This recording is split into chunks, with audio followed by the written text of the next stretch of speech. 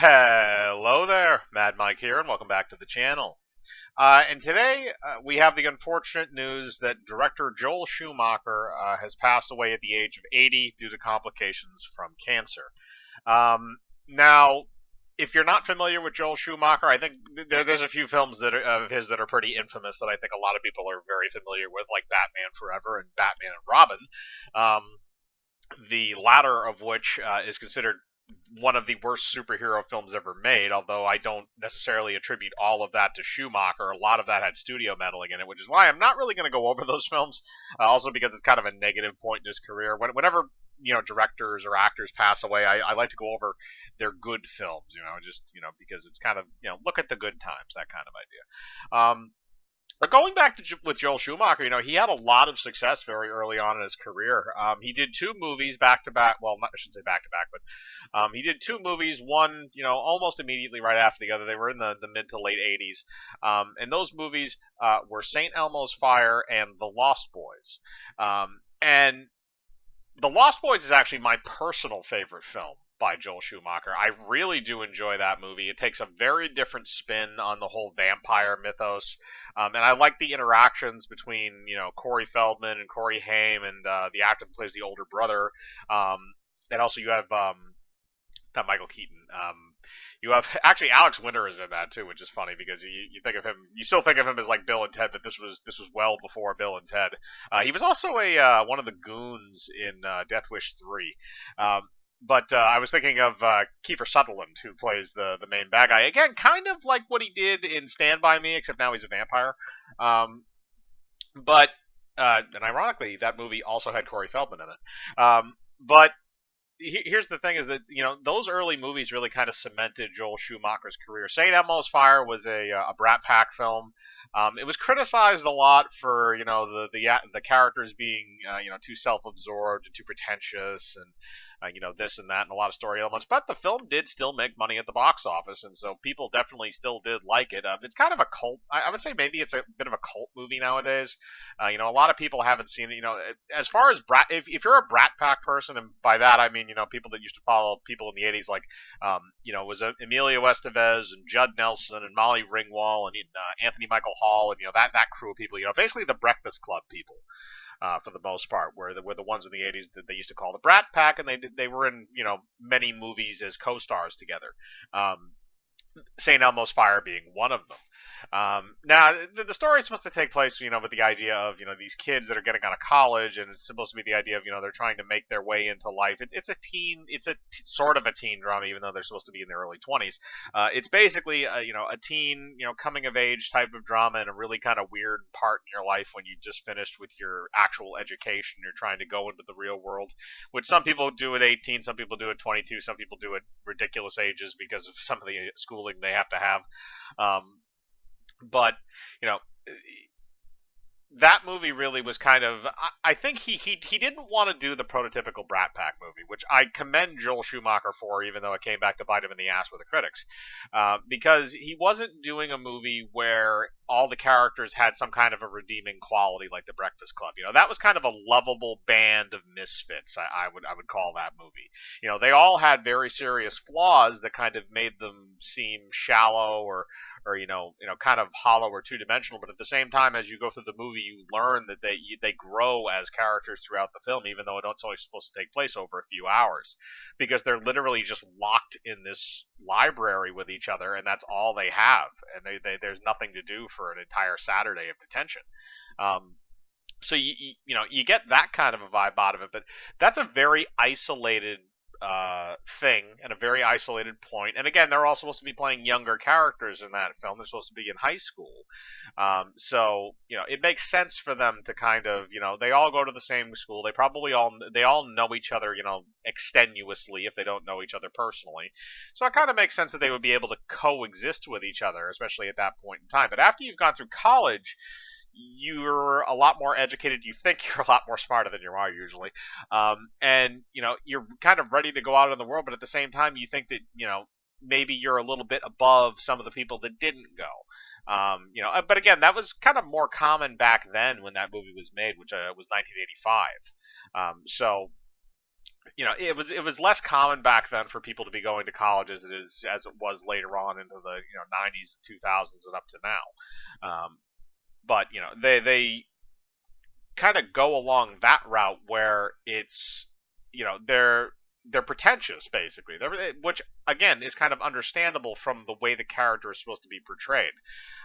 Now, it does make a lot of the characters unlikable or not as likable as maybe you'd like them to be, especially because a lot of the characters, especially if you're a fan of those type of teen films from the 80s, were more likable characters in other films. Um, so it's a little bit different, but I do think that it has originality to it, and I like that about it. I think that makes it stand out a bit more from some of the other Brat Pack films that came out in the 80s. But moving on from that is kind of I want to move into the Lost Boys because this is where I'm probably going to spend the majority of my time, and I'll probably end on Phone Booth. But the Lost Boys was a film that really kind of it like I said before, it turned the vampire mythos on its head because it was a meta vampire film, which wasn't really common at that point in time.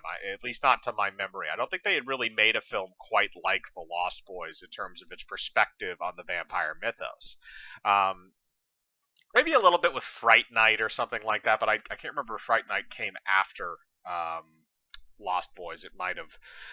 But the thing is that you have a few things that really, really work very well in that film. Kiefer Sutherland as the main villain works because audiences know to fear him. They know that he's able to play that bad guy very, very well, and that was kind of his niche at that time in his career. And he carries over a lot of that kind of threatening demeanor that he had in Stand By Me, and I believe Stand By Me came out before this. So either way, one or the other, he's carrying one into the other. But in both of those films, he plays a very good antagonist. Um, and I love the way that he was directed. He was kind of just allowed to do his own thing, which was again that was a good thing in that film. You had a decent supporting cast, like I said. Alex Winter was in that. Excuse me, the actress that plays the mother, as well as the actor that plays kind of the secret villain, I guess you can call him. They do very good jobs as well. Corey Feldman and Corey Haim do amazing jobs in this. Again, I think that was a lot because they had worked together in the past and they were good friends in real life. I think that's why they had a lot of that chemistry. And then Corey Feldman doing the as one of the Frog Brothers, and the other Frog Brother, I can't remember the actor's actual name. They do a great job in that. Is kind of the only thing that kind of makes me question it is like where are their parents is like the confusing thing in that. And I don't remember if they explain that in the movie or not, but that's the only kind of wrinkle in the logic of that film in terms of just applying certain things to the film. But I really do like the aesthetic of it. I think the lighting that Schumacher uses in that film is kind of a precursor to what we would see in like Batman Forever and Batman and Robin. Is like those like large panels of like red and like purplish light that's being shined on characters' faces in certain scenes. And I will say this about The Lost Boys too: the climax of that film is legitimately good. And when I say that, I'm not saying legitimately good for a horror movie. I'm saying like the climax of that film, when you have the secret villain that reveals himself, and you have all that stuff. That is a great ending, and I love that camera shot they have at the end where they have that massive wooden like telephone pole size stake that plows into the guy and just sends him right into the fire, because you have the tracking shot where you're actually sitting on top of the log while he's grabbing it impaled, and you fly with him as he flies into the fire. I love that final shot. That is actually, I shouldn't say final shot. There is a little bit after that, but I love that shot because it lets you follow the action. I think that is kind of one of the bright spots about Schumacher is he did know how to film action. Even in those Batman and Robin movies that he did, it was the action was still relatively good from like a technical perspective. It still worked in a lot of ways. Some of it was goofy, but that kind of, again, I attribute that more to the movies. But I think a movie like Phone Booth is really what shows how good Joel Schumacher is, because he had been known again before that point. Because Phone Booth came out in 2002, so this was after his whole issues that he had with the Batman films and Warner Brothers. So he had pretty much been blacklisted after that. I don't want to say blacklisted because he did have work, but he had kind of been knocked down on the totem pole where he wasn't getting A-list jobs anymore. And Roger Corman picked him up to go do Phone Booth because he would work for less. But he picked up an experienced Hollywood director, and that's the great thing about Corman too, is he is so thrifty when it comes to getting people. James Cameron made a movie for him, Piranha 2. Um, that should tell you something. But back to Joel Schumacher. The thing with Phone Booth is that basically the entire movie just takes place around this one phone booth with Colin Farrell standing there on the phone. And there's a few shots that flip in and out of certain things that are happening, but it's all in one basic central location. And a majority of it is just watching Colin Farrell in this phone booth, and the movie works. The movie where this would be like a 20-minute scene in like a Die Hard movie or a Dirty Harry movie or something like that. This would be like a small part of the movie. They were able to expand that kind of generic 20-minute section of like a cop movie like that and expand it into an entire feature length and make it more interesting. Which again, I attribute to Schumacher, because the way that Phone Booth is filmed, the way that he's able to, it's not just, these long static shots. Like he shifts his view a fair amount during, because you switch from looking at Colin Farrell to looking at the crowd to looking at something else to looking at this. It replicates the paranoia that you want in the scene, because Colin Farrell is in this situation where somebody's talking to him over the phone and then people start getting shot around him. That this guy is saying that he is shooting them and killing them. Or at least one guy, if I remember correctly. I think he might shoot a couple more later on. But in that film, I mean, that's a very, very bare bones type of story where, again, it could work for kind of a short film or a segment of a larger film. But because Schumacher is able to do all of this great stuff with the camera work, and the way that he's filming the actors kind of from various and different angles. Like there's almost like, I wouldn't say there's almost no two angles in this film that are alike, but the shots on the phone booth are kind of the certain shots had to be a certain way because that's just how you have to frame it. But like a lot of the other shots, he deliberately tried to get these kind of street level angles for a lot of these shots. Where it works and it's very generic, and it almost makes you feel like you're Colin Farrell in that phone booth watching these things happen around you. And again, that adds to the paranoia.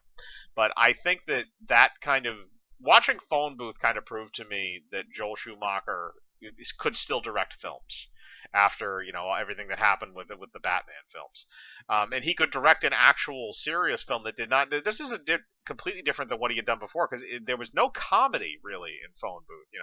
It's just this nail biter all the way through. So Joel Schumacher, in most of his movies before that, there was some element of comedy, whether it was the goofy crap in the Batman films, or some of the kid stuff and the comic book stuff with the kids in the Lost Boys, or just the Goonies type of humor that's in that.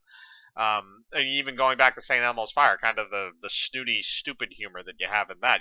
There were still solid humor elements in a lot of his films, but Phone Booth was one where he completely took a departure from that, and I have to credit him as a director and as a filmmaker on that he didn't try and throw certain things in there to make it a bit more comedic, because it would have kind of ruined the film if he had.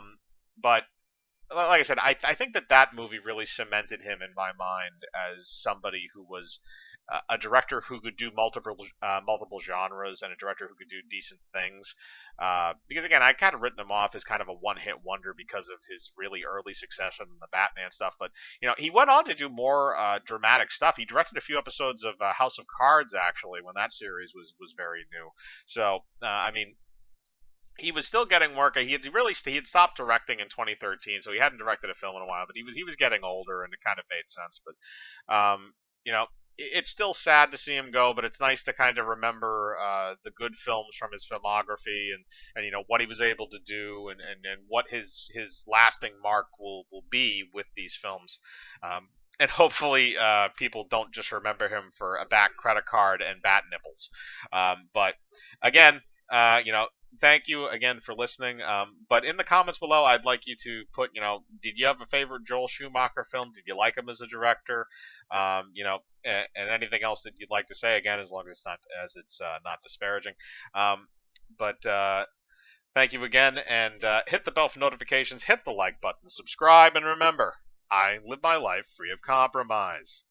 Do you?